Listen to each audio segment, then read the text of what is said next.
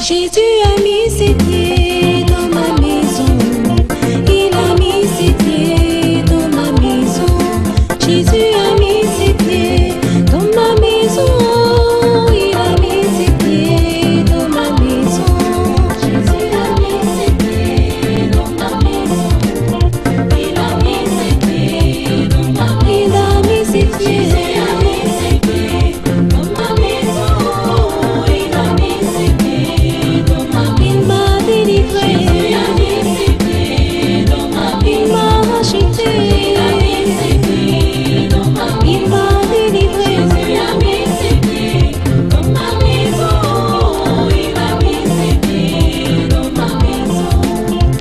J'ai reçu Jésus dans ma maison. J'ai reçu la paix, l'amour et le bonheur. Quand j'ai reçu Jésus dans ma maison, j'ai reçu la paix, l'amour et le bonheur. Jésus a mis ses pieds dans ma maison. Il a mis ses pieds dans ma maison. Jésus a mis ses pieds dans ma maison. Longtemps, je vais construire ma maison. Seigneur, je n'ai pas. Tu m'as demandé. Aucun ne m'a dit, Seigneur, donne-moi la sagesse. La sagesse de gouverner. La sagesse, le don de prêcher l'évangile. Je veux le don d'intercéder pour les autres. Je veux le don de vision. Je veux la sagesse. C'est pourquoi Salomon dépasse tout autre roi. Parce qu'il a demandé ce qui est spirituel. Et lorsqu'il a demandé ce qui est spirituel, il a eu tout ce qui est physique. C'est ce que nous les chrétiens ne comprenons pas. Demande ce qui plaît à Dieu et Dieu va te donner ce qui te plaît. Amen.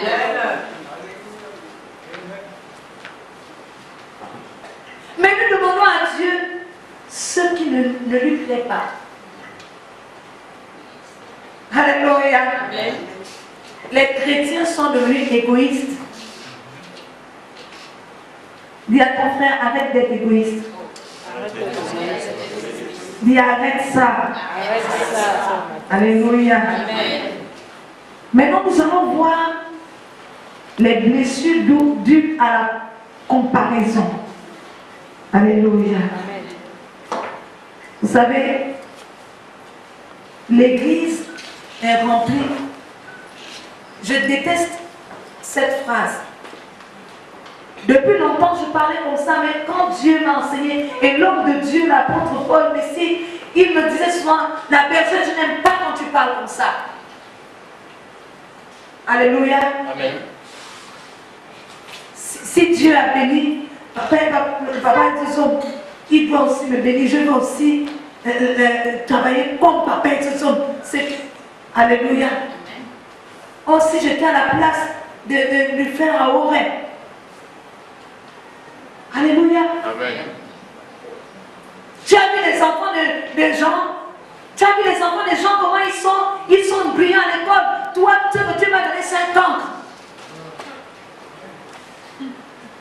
N'est-ce pas? Oui. Mais qu'est-ce qui t'amène à parler comme ça? Oh, tu as vu le mari de ma copine, il envoie sa femme tout le temps à Dubaï, tous les 3 mois. Mais qu'est-ce qui t'amène à parler comme ça? À comparer ton mari au mari de ta copine. C'est l'envie, la convoitise. Amen. Alléluia. Amen. Tu te fais du mal à toi-même dans ton foyer. Tu fais du mal à tes enfants parce que tout le monde n'est pas pareil. On n'a pas la même destinée. Amen. Quand tu comprends que tes enfants ont des difficultés dans les études, certainement, cette difficulté va concourir au bien de tes enfants. Puis mais tu ne vas pas comparer tes enfants à l'enfant du voisin. Amen. Amen. Pourquoi ne dis-tu pas à ton enfant, tu as échoué aujourd'hui, je sais que tu es un vaillant héros, comme Dieu a dit à Gédéon, je sais que tu es un vaillant héros, tu es un monsieur, même si tu ne comprends pas, même si tu fais la même classe 5 fois, je sais que les 5 fois là vont concourir à ton bien. Amen. Amen. Mais comme tu convoites l'enfant, s'il était possible, tu devais voler l'enfant du voisin. Alléluia. Amen. Donne de la valeur à ce que Dieu t'a donné. Même si depuis 10 ans tu apprends à ton enfant 1 plus 1 égale à 2, il dit 1 plus 1 égale à 40, donne de la valeur à ce que tu as. L'homme de Dieu a pour habitude de me dire qu'il y a des bourgeons tardifs. Alléluia, des enfants qui comprennent en retard. Mais lorsqu'ils comprennent, ils voient que personne ne peut les arrêter. Amen. Alléluia. Amen. C'est tellement tenté, ton enfant fait partie de cette catégorie-là. Alléluia, il faut continuer jusqu'à ce que ton enfant se lève. Que le soleil se lève sur lui. Amen. La convoitise. Vous savez pourquoi ils ont tué Jésus? Alléluia. À cause du moi. Parce que tu sais pourquoi tu convoites? Parce que tu veux que ça soit toi seul. Mes enfants doivent être les meilleurs. Mon mari doit être comme ça. Ma femme doit être comme ça. Alléluia.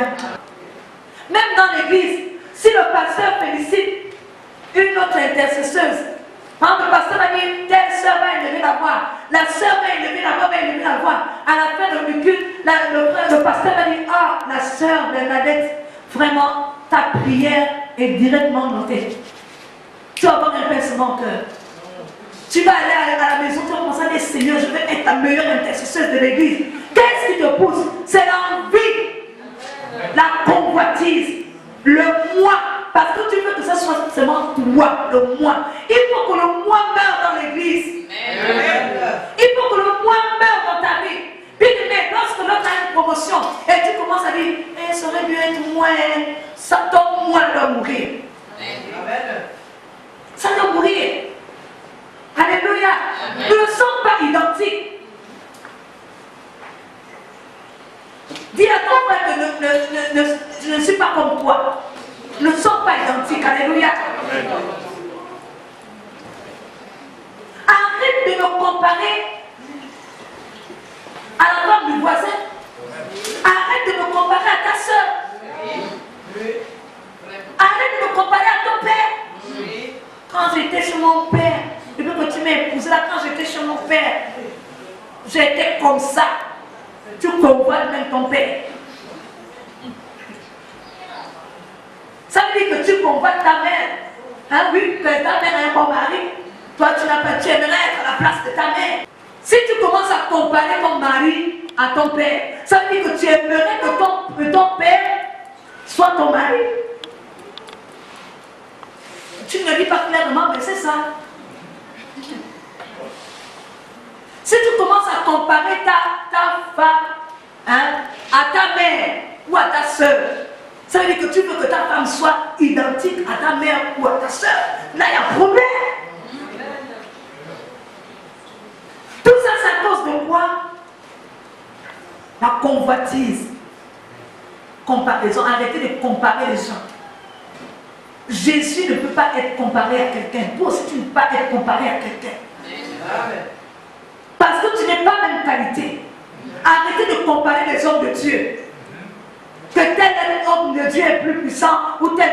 Là, vous faites attention, vous blasphémez, attention. Parce que c'est le Saint-Esprit là, c'est un seul esprit. Si vous dites que non, tel homme de Dieu est puissant, oh, tel homme de Dieu est moins puissant, ça veut dire que vous dites que le Saint-Esprit est moins puissant là-bas. Attention, serrez vos bouches là, fermez là. Parce que le Saint-Esprit se manifeste comme il veut. Comme il veut en chacun. On n'a pas besoin de comparer. Tu compares Jésus à Jésus. Ça a un sens. Parce que Jésus qui est en moi, c'est le même Jésus qui est dans le frère Aaron. Mais tu vas maintenant comparer Jésus qui est dans le frère Aaron en Jésus qui est dans la bergère. Il y a un problème. Parce que Jésus n'est pas divisé. Ça veut dire que toi-même d'abord tu es divisé toi-même. Tu es dans le faux des faux. Alléluia. Ça veut dire que tu dis en réalité qu'il y a un faux Jésus et un vrai Jésus. Arrêtons de comparer. Arrêtons la convoitise dans l'église et même dans la vie. Si tu as mal lorsque ton frère réussit, c'est mauvais. Si tu as mal lorsque ton frère réussit, c'est mauvais. Dis à ton voisin qu'il faut tuer le moi. Alléluia. Dis tue le moi. Alléluia. Même quand il y a des problèmes dans les relations, il y a des problèmes dans les couples parce que le moi est vivant. Le moi du mari est vivant, le moi de la femme est vivant. Alléluia. Moi, le mari va dire, moi je n'aime pas quand on prépare comme ça, moi je n'aime pas quand on me fait le lit comme ça, moi je n'aime pas, moi je n'aime pas, moi je n'aime pas, moi je n'aime pas, moi je veux, moi je veux, moi je veux. Alléluia. La femme va dire, moi je n'aime pas quand on me parle comme ça, moi je n'aime pas quand on me dit ça, moi je n'aime pas quand je n'aime pas préparer le fait de manioc, moi je n'aime pas, c'est le moi. Il y a des problèmes dans des relations parce que le moi est blessé. Alléluia. Quand le moi se sent attaqué, quand le moi qui est l'amour propre se sent attaqué, il y a problème dans une relation. Il y a rupture. Il faudrait que le moi meure. Regardez Christ, malgré le rejet. Regardez Christ. Il a vécu pour les autres. Regardez comment notre Père spirituel, apôtre Paul Messie, il ne mangeait pas le dongo. Il avait horreur du dongo. Mais parce que sa femme aime le dongo, il est obligé de manger le dongo. Il n'a pas fait ça parce que il aime. Il a fait ça parce qu'elle aime. Regardez comment son épouse ne mangeait pas le manioc. Est-ce qu'elle a pas été assez mou? Mais comme son mari aime le manioc, le premier jour qu'elle a mangé le manioc, il fallait voir. La bouche était comme ça. Mais aujourd'hui, elle mange déjà le manioc sans problème. Le jour que l'apôtre a mangé le dongo, il faisait de parler chaque bouchée. Il disait, mon Dieu, je me retrouve à manger le dongo avec le gari, mon Dieu, qui l'aurait pu? Oh, qui peut voir? Oh, qui peut voir ça? Alléluia. Là, le moi est mort. Quand le moi meurt dans une relation, il n'y a pas de problème. Il n'y a pas de problème. Le problème, c'est que le moi est trop vivant. Même dans l'église, dans les couples. Le moi est trop vivant. Tu me demandes 100 francs, je ne peux pas te donner. Ton moi est blessé. Tu pars, tu commences à murmurer. Oh, j'ai demandé à la bergère. Qu'est-ce qui te fait murmurer? C'est le moi qui a été blessé. Le moi n'accepte pas d'être blessé. Alléluia. Mais il doit mourir au nom de Jésus. Pour que nous puissions vivre la vie de Christ. Il faut que le moi meure. Tu as échoué aux examens, tu veux te jeter au pont des Ariens. Qu'est-ce qui a été blessé? C'est le moi. Alléluia. Amen. Mais il faut le dire aussi, parce que nul n'est parfait. Ton mari t'a trompé. Tu décides de jeter la bague. Oui, tu jettes la bague, pourquoi? Parce que le moi est blessé. Ouais. Nous devons arriver au stade où le moi est mort et enterré. Tu demandes quelque chose, on ne te donne pas, tu dis gloire à Dieu. Amen. Hein? Oui. L'autre a eu la promotion, tu n'as pas eu la promotion, tu dis, oh Seigneur, béni sois-tu. Oui. Hein? Amen. Le pasteur a prié pour lui, pour l'autre, a versé toute la bouteille de l'onction sur l'autre. Toi, il t'a mis une seule goutte. Dis gloire à Dieu. Amen. Oui, on a vu les chrétiens ici. À la fin du culte, on entend au bergère. Regarde ce que l'apôtre a fait. Il a beaucoup prié sur la sœur. Il a mis beaucoup l'huile. Moi, il m'a seulement mis une goutte. Je vous dis vrai, je suis sur l'estrade. Il m'a seulement mis une goutte sur la tête. Alléluia. Moi-même, la bergère, là, j'ai vécu ça. J'ai pris 50 000, j'ai mis dans l'enveloppe. Je voulais que un serviteur de Dieu qui était venu ici, qui me dise quelque chose. J'arrive comme ça, aïe. Je dis non Seigneur, là tu vas parler, tu vas dire quelque chose concernant ma vie. Oh. Lorsque j'arrive, je me mets à genoux, je commence à dire, oh Seigneur, l'homme me dit que Dieu te bénisse. J'ai roulé comme ça. J'ai commencé à regretter tout ce que j'ai commencé à faire sortir dans le cœur. Si l'homme de Dieu avait su ça, alléluia. J'ai commencé à dire, mon Dieu, si je savais, j'aurais mis même 1000 fois. C'est content que Dieu te bénisse. Mais Dieu te bénisse. Moi, je pensais qu'il devait prophétiser sur moi. Parce que je suis sortie de là déçue. Pourquoi? C'est le moi. C'est le moi qui a été blessé. Je vous assure, tout pendant même le séjour de l'homme de Dieu dans la maison, quand je le servais là, c'était avec le cœur lourd. Quand il me disait, oh ma fille, oh. À l'époque j'étais encore chante. Oh ma fille, ça tire. Hein, qu'est-ce que tu as préparé de bon là? Je ne veux pas, je suis devant Dieu. Dans le cœur, je disais, Après, tu ne vas même pas prophétiser. Or que quand tu donnes à manger au prophète, il doit libérer. Et quand il est parti, c'est la même chose. Il m'a dit, ma fille, tu es bénie. Mon cœur était noir. Pourquoi? À cause du moi. Parce que je veux faire le front. Il doit parler, il doit prophétiser. Comme il prophétise aux autres. Je ne suis pas les autres. Amen. Il a dit à l'apôtre Paul que ma grâce te suffit. L'apôtre Paul a prié, il a fini toutes les prières. Il a prié en toutes les langues chinoises, il a prié en tété, enfant, il a prié en zébi. Alléluia. Amen. Dieu lui a dit, ma grâce te suffit. En tout cas, j'ai ressenti le choc de l'apôtre Paul. Ce jour-là, quand j'ai amené mon offrande, comme a dit que Dieu te bénisse. J'aurais même voulu qu'il me dise que non, qu'est-ce que tu veux? Ah, la lettre était longue, quoi.